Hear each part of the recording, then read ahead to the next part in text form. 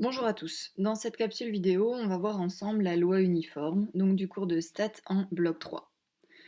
Petit rappel des cours précédents, nous avions vu les lois continues. Donc en plus des lois discrètes, il y a ce qu'on appelle des lois continues qui sont en lien avec des variables aléatoires continues. Donc en page 28 de votre document.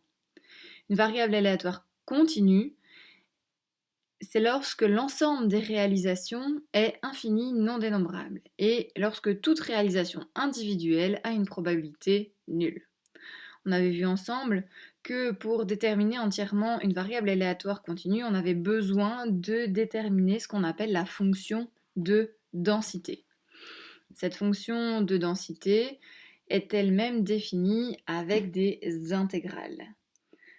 Donc, n'hésitez pas à revoir toute cette partie avant de poursuivre cette vidéo. On avait vu également la représentation graphique de la fonction de densité d'une variable aléatoire continue et on avait reparcouru rapidement les caractéristiques de position et de dispersion. Globalement, il en était ressorti que pour arriver à définir ces caractéristiques de position pour une variable aléatoire continue, donc position et dispersion bien entendu, on allait étendre le symbole sommatoire à l'intégrale, vu qu'on travaille maintenant sur un intervalle, sur un ensemble de réalisations infinies non dénombrables. Au cours précédent, nous avions également entamé cette partie de chapitre sur la loi uniforme, qui est la première loi continue qu'on voit ensemble. Le modèle était le suivant. Donc, on a une loi uniforme lorsque la fonction de densité de notre variable aléatoire continue est constante non nulle sur un intervalle alpha bêta. Donc vous voyez ici le graphique de la fonction de densité qui est représentée. Donc en abscisse les différentes réalisations et en ordonnée la fonction de densité. Et on voit en effet que le graphique est constant non nul sur l'intervalle alpha bêta et 0 partout ailleurs. Dans ce cas-là, on dit que la variable aléatoire continue est uniformément distribuée. J'avais même attiré votre attention sur le uniformément distribué. C'est ainsi que dans les exercices, on parlera de la loi uniforme. Donc une variable qui est uniformément distribuée, ça veut dire qu'elle suit une loi uniforme. On indique U pour loi uniforme, alpha et bêta sont donc les paramètres, ce sont les bornes de l'intervalle où la fonction de densité est constante, non nulle. On avait poursuivi cette partie sur la loi uniforme en tentant de déterminer, donc de généraliser la fonction de densité. Donc fonction de densité doit s'exprimer de manière algébrique et pour ça on va utiliser le graphique que je viens de vous montrer. Pourquoi ? Parce que l'aire sous la forme doit être égale à 1. Et cette forme est représentée par un rectangle de longueur bêta moins alpha et de largeur h. Et justement, ce h, c'est la fonction de densité qu'on essaye de déterminer. Donc on en vient à ceci. Pour déterminer h, il suffit de diviser les deux membres par bêta moins alpha. Donc ça veut dire que la fonction de densité vaut 1 sur bêta moins alpha dans l'intervalle alpha-bêta. On peut donc définir que lorsque x est une variable aléatoire continue et qu'elle suit une loi uniforme de paramètres alpha-bêta, elle a une fonction de densité qui est donnée comme ceci. Donc elle vaut 1 sur bêta moins alpha si on est dans l'intervalle alpha-bêta, 0 sinon. On avait poursuivi également en déterminant ensemble l'espérance d'une telle variable aléatoire continue. On avait du coup à ce moment-là utilisé la définition de l'espérance mathématique en termes d'intégrale pour retrouver ensemble cette formule-ci. Donc l'espérance mathématique de x lorsque x suit une loi uniforme de paramètres alpha-bêta, c'est alpha plus bêta sur 2. Le cours s'était arrêté ici. On va donc reprendre ensemble la suite. Alors, vous allez voir que donc j'ai réalisé cette petite vidéo pour voir ensemble cette partie théorique. Donc, on va déterminer ensemble la variance de x. Je vous donne différentes indications et je vous demanderai, mais au fur et à mesure, de réfléchir avec le classique papier-crayon à côté de votre ordinateur. Je vais vous donner les réponses forcément au fur et à mesure, et j'espère que vous allez jouer le jeu et essayer de répondre aux questions au fur et à mesure. N'hésitez pas, bien entendu, à me poser vos questions sur Teams. J'y répondrai par écrit si c'est faisable, et si je vois que ça ne se passe pas bien à l'écrit, je n'hésiterai pas à demander un petit rendez-vous de vidéoconférence avec l'un ou l'autre d'entre vous, ou même avec l'ensemble de la classe.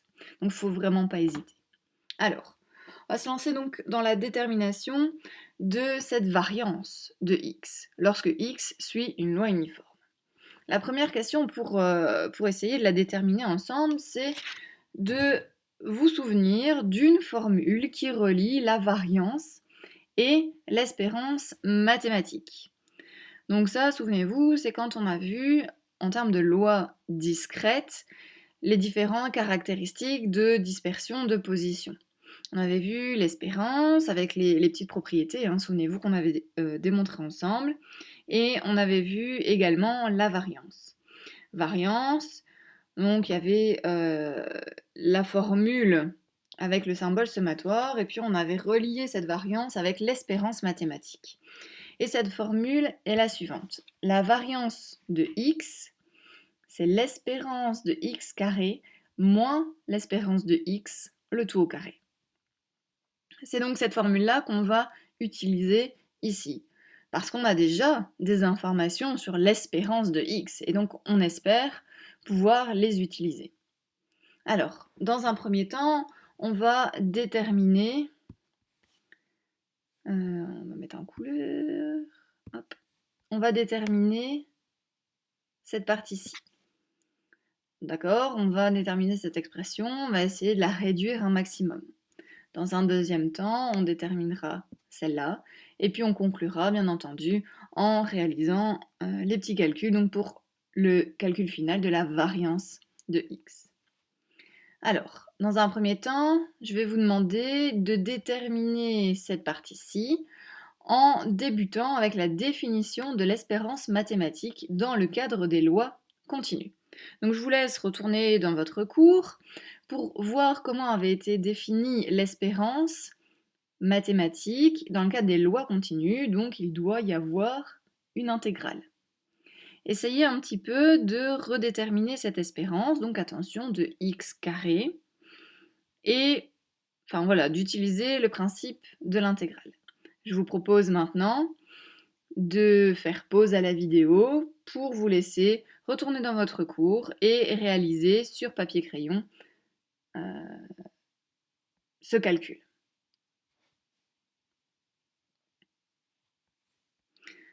Voilà, j'espère que vous avez retrouvé cette définition d'intégrale et que vous avez pu intégrer pour obtenir l'espérance mathématique de x au carré. Vous devriez normalement obtenir ceci. Simplement en intégrant sans autre manipulation algébrique. On va aller plus loin et on va essayer de réduire cette expression en travaillant sur cette partie-ci. Donc, vous n'êtes pas obligé de réécrire la totalité des calculs, on va pouvoir travailler uniquement sur cette partie-là, la développer, etc. Et on viendra réintégrer cette partie de l'expression plus tard.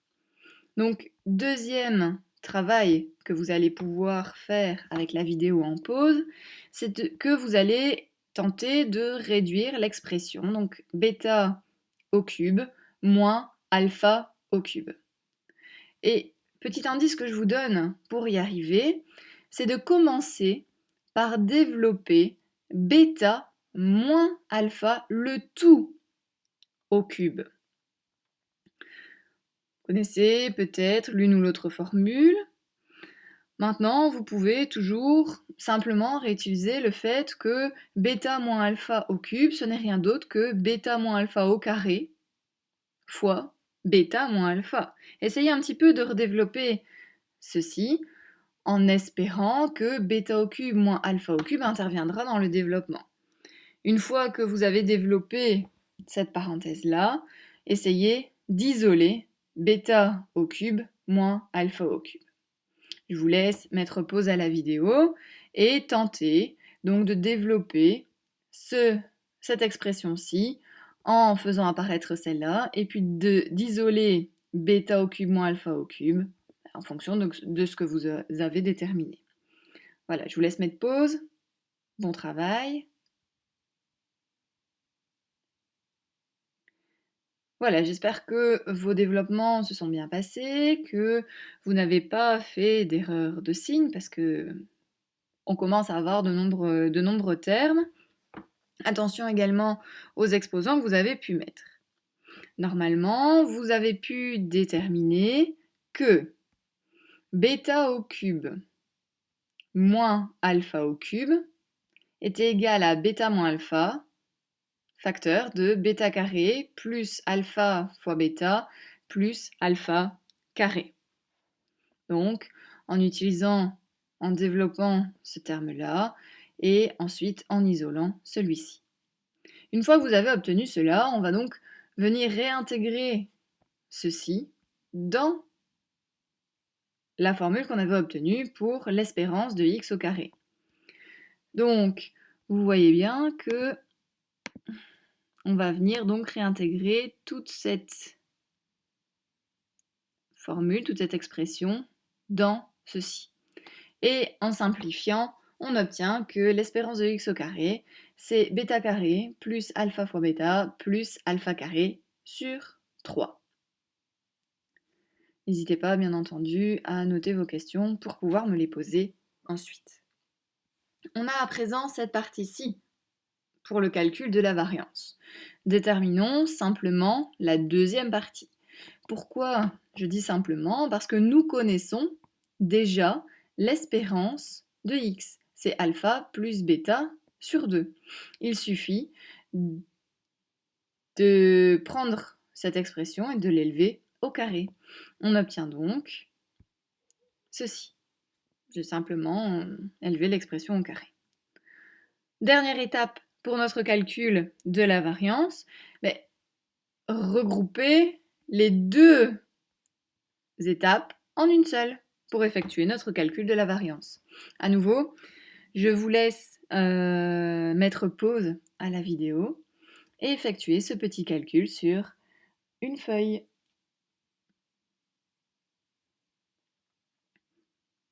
Voilà, normalement pour cette étape-ci, vous avez dû mettre au même dénominateur et réduire l'expression pour obtenir que la variance de x, c'est bêta moins alpha au carré, le tout sur 12. Voilà, j'espère que vous avez pu réfléchir au fur et à mesure. J'espère que vous n'avez pas été trop vite dans la vidéo pour vous laisser le temps de travailler au fur et à mesure.